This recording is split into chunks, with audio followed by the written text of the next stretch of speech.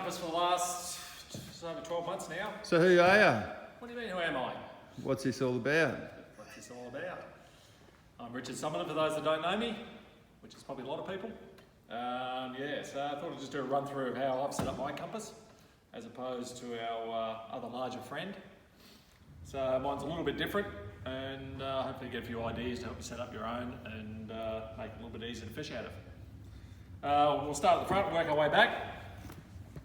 Like I said, I've had this for just over 12 months, and it's my most preferred kayak. I've got a 14 as well. I've also, over the years, probably owned 7 Hobies of different types, and this is by far my favourite. Actually, this is a great little boat.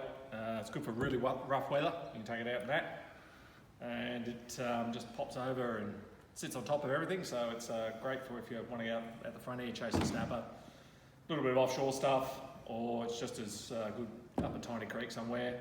I've also done tournaments out of it. So I love it.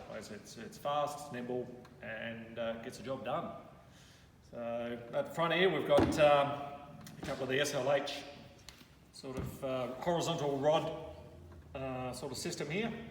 And all we do is we can lay our rods down this way. So if we're doing like a drift down the river, which we've done before, say a tournament, because I don't like to have my rod sticking up behind me, I can just lay the rod tip, goes into there, and then clips into there. Clip the butt of the rod in there and keep the reels in out of the way. There's one on either side. I just usually run 2 horizontals, 1 in the hand, 3 is usually plenty for what I'm sort of doing around the place. Small GoPro mount up the front of great concern. Didn't go with a hatch in the front at all, stayed away from that. For some reason there's enough water gets inside kayaks without having an extra place to get it, have somewhere else for it to come in.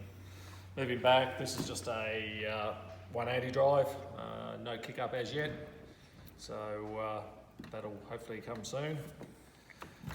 Of course, 180, can't go past it. One of those things you thought you'd never need, and as soon as you get one, you know you actually desperately need it. Of course, with the rail systems there, I can take, if I'm out doing some dirty baiting, doing a bit of Operation White Meat, we can just slide my rod holders in there, keep them. Unlike Big Scotty, I've got a skinnier legs than him, a bit of a smaller unit, so I've run 2 Burley Pro pockets either side of the cockpit. That helps. I just put stuff in there. As you can see, I've got pliers and scissors and whatnot, small measuring rule on that side. And gone with of course, you have to go with the square hatch. Once again, orientation east-west. Like a sensible person. Like a sensible person. We've got the bucket, and we've mounted a FPV.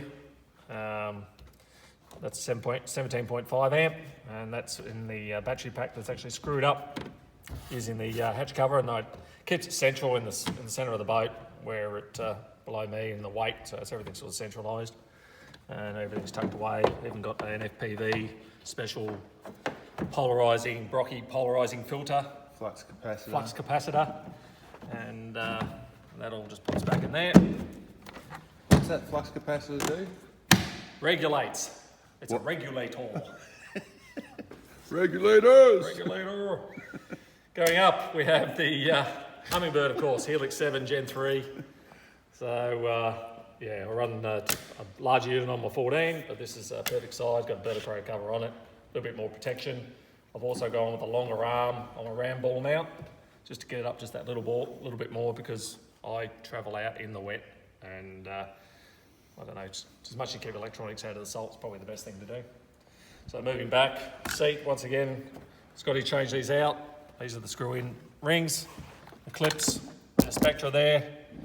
A little bit more sturdy and than the original Hobie ones, so that'll keep you out of trouble. Going into a backrest, I can't live without these things. I've got one in both kayaks. Greatly helps with an old back like mine. Once again, I don't think Scotty can run one of them because it's a little bit too long, but he probably would if he could. They don't make them properly. They're a bit small. It's a bit small for him. He's got some larger ones there. He's got a knife clipped on the back of the seat. Seat bag. Put all the other little knickknacks in. It's good to put your car keys in, good to put, because it's reasonably waterproof, you can seal it off or put it in something. And also you have your phone in there. A lot of other stuff you don't really want to get too wet when we're rolling around inside the hull, and any other gear you need, spare sunnies and shit like that. Just got the junior H crate on at the moment. When I'm not conducting Operation White Meat, this is just my general go-to. If I'm not doing a tournament, of course it's got a live well on there. A 40 litre esky drops straight in here, lengthways, which is really handy when you're getting right into getting a few small gummies and those larger snaps. And just a couple of bungee cords to hold them in place. Also on that is this rope here. This is when I do actually have to anchor, when I'm out anchor doing a bit of bait fishing. So all I do, I have my anchor line. It's just a figure 8 knot into that, throw it out the back with the anchor. It hangs directly out the back.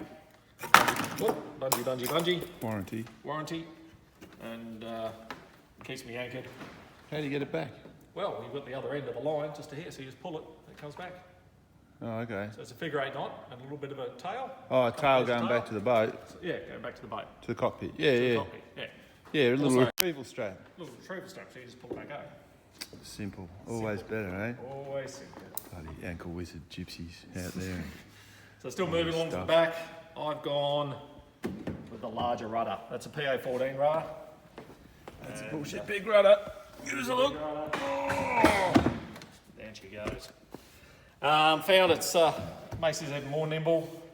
Can help with that horrible broaching situation that you can get into coming into the shore. Did that rudder blade just bolt on? No, I had to make some modifications. Had to a little bit of cutting and filing just to get it, just to cut out the shoulder of it to make it fit. But yeah, it's very handy. Once you get a bit of weight in these, they tend to get a little bit sluggish on the turn. This helps a bit.